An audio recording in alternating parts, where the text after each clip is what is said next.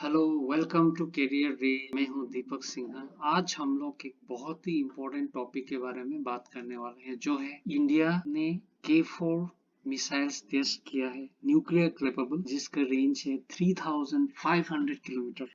इसके वजह से चाइना और पाकिस्तान कॉम्प्लीटली पैनिक मोड में आ चुके हैं और इसके ऊपर आप देख सकते हैं कि दर्जनों आर्टिकल पब्लिश हुए हैं। K4 सीरीज जो मिसाइल्स है वो INS अरिहंत और अरिघात से फायर कर सकते हैं और ईच सबमरीन जो है वो 4 कैरी कर सकते हैं। इसका मतलब टोटल 8 K4 सीरीज का मिसाइल्स को वो कैरी कर सकते हैं। और इसका मतलब ये है कि अगर in case of war China के साथ हम लोग का होता है तो ये सबमरीन्स अगर हम बे ऑफ बंगाल से लिटरली हम लोग कहीं भी चाइना को टारगेट कर सकते हैं, पाकिस्तान को भी टारगेट कर सकते हैं।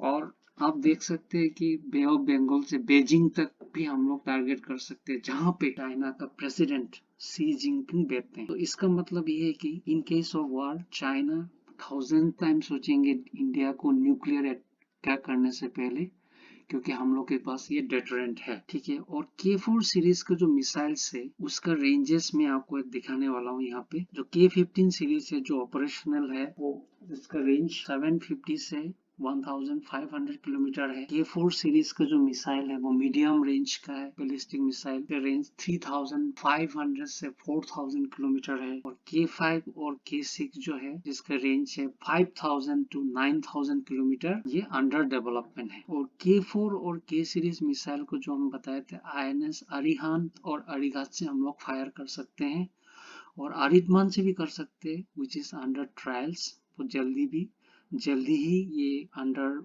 ऑपरेशनल हो जाएंगे, विदिन कपल ऑफ मंथ्स। ये जो न्यूज है बहुत इंपॉर्टेंट है इंडिया के लिए, सिंस इंडिया का जो न्यूक्लियर पॉलिसी है जो नो फर्स्ट यूज है, इसका फायदा डिफेंस दुश्मन मुल्क उठा सकते हैं। फास्ट ट्रैक करके वो इंडिया का लैंड बेस और एयर बेस जो न्यूक्लियर डिलीवरी मेथड से उसको डिस्ट्रॉय कर सकते हैं।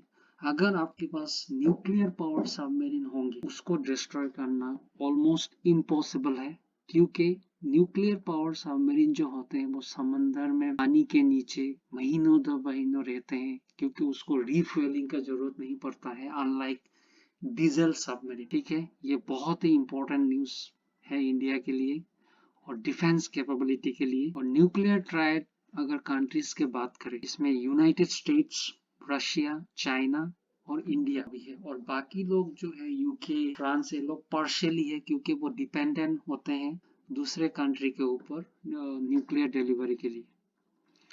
ठीक है।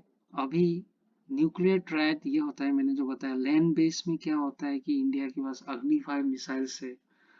एयरफोर्स से जो एयर से जो डिलीवरी करनी, इसमें हो गया राफेल एंड सुखोई 30 MKI है, जिसको मॉडिफाई किया है न्यूक्लियर डिलीवरी के लिए। अभी हम लोग का K4 सीरीज मिसाइल जो हम लोगों ने टेस्ट किया है वो होने के बाद इंडिया ट्रूली न्यूक्लियर ट्रायड हो चुके हैं।